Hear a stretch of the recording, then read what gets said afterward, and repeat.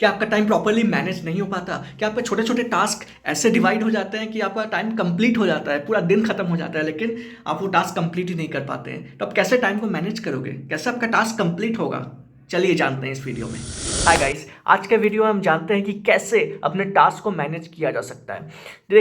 तो आप देख सकते हो कि कैसे आप मल्टीपल टास्क आपके सामने आ जाते हैं, आपको पता ही नहीं लगता कि मैं इतने सारे टास्क को कैसे हैंडल करूं। ये एक टास्क आया, ये खत्म हुआ, फिर एक और टास्क आया, फिर खत्म हुआ, फिर एक और टास्क आया।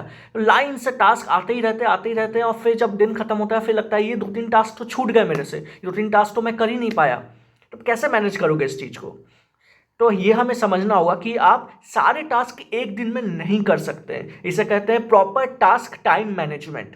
ये बहुत इंपॉर्टेंट कॉन्सेप्ट है। तो टास्क टाइम मैनेजमेंट के अनुसार क्या होता है, आप टाइम एलोकेट कर सकते हो कि इस टास्क को इतना टाइम एलोकेट करना होगा विदाउट एनी डिस्ट्रैक्शन।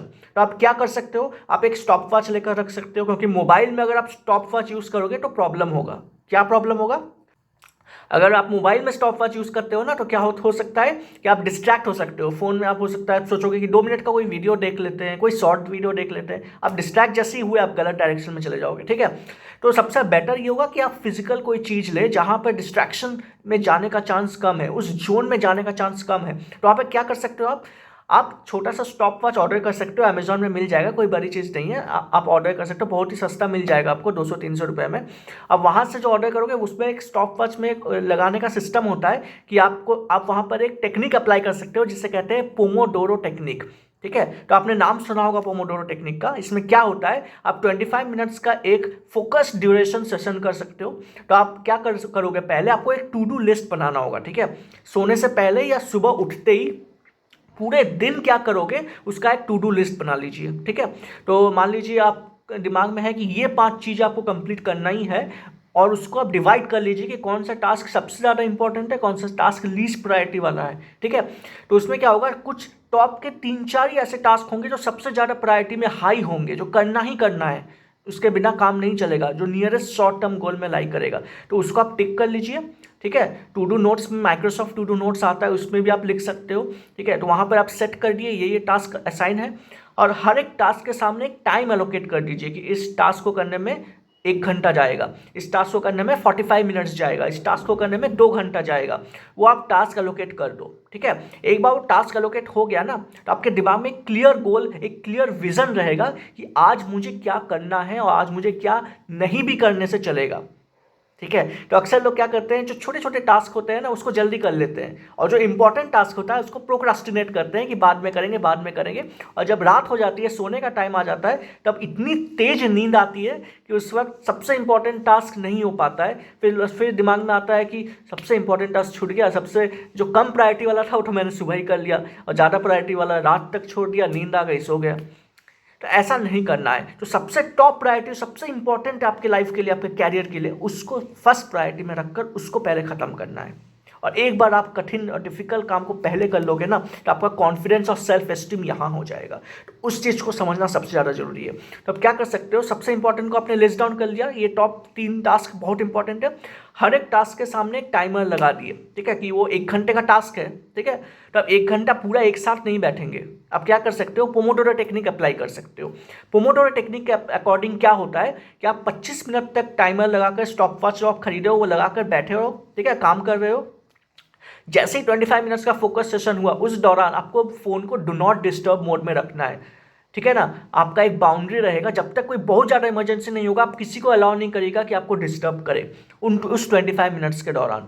ना आप फ़ोन देखेंगे, ना आप कोई वीडियोस देखेंगे, ना लैपटॉप देखेंगे, कहीं और अगर लैपटॉप का यूज़ रहा तो आप लैपटॉप देखोगे, अगर लैपटॉप का यूज़ रहा तो आपको लैपटॉप देखना ही पड़ेगा, लेकिन आप डिस्ट्रैक्ट नहीं हो सकते उस दौरान। ठीक है, तो वो इंपॉर्टेंट है। प्लस आप किसी से उस वक्त बात नहीं करेंगे उस 25 मिनट्स के दौरान, नहीं। ठीक है, तो 25 मिनट्स का एक फोकस्ड सेशन होगा। आपने स्टॉप वॉच में टाइमर लगा दिया, 25 मिनट्स का आपने देख लिया कुछ, या फिर कोई सीखना हो तो कोर्स देख रहे हो, या फिर कोई काम कर रहे हो, या फिर कोडिंग है तो कोडिंग कर रहे हो।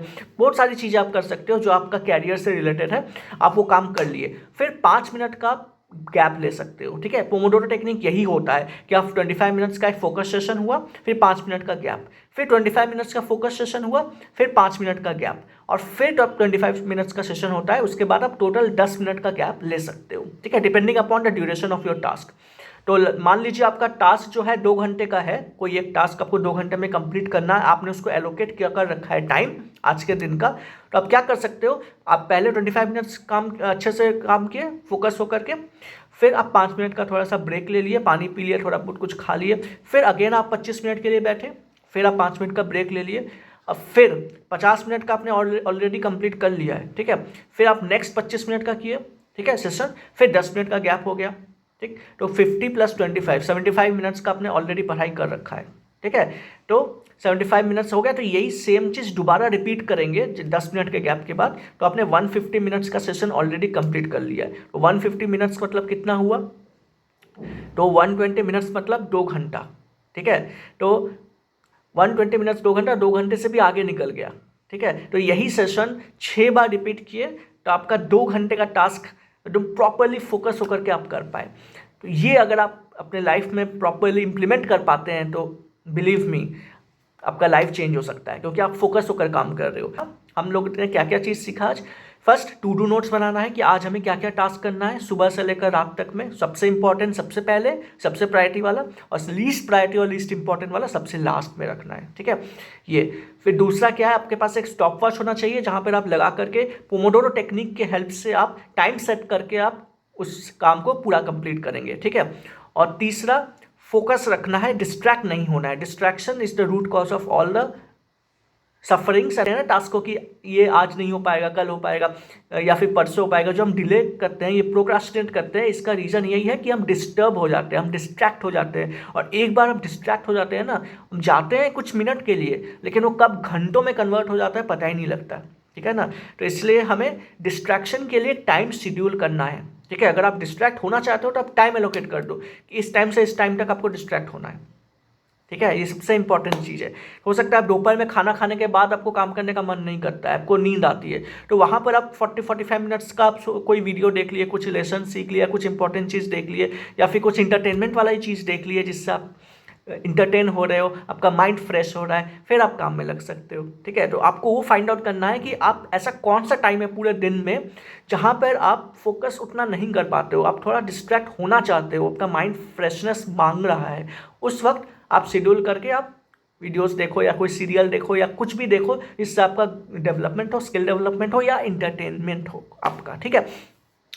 तो यही था जो टोटल जो था वो था टाइम मैनेजमेंट और फोकस मैनेजमेंट के ऊपर। तो अब कैसे फोकस को मैनेज कर सकते हो, how to become a highly focused person with proper time management. तो आई होप आपने सीखा होगा बहुत कुछ। तो मिलता है आपसे अगले वीडियो में एक अगले सेशन के साथ, एक अगले नॉलेजेबल कैप्सूल के साथ। तब तक it's Devjit Roy signing off. Bye bye.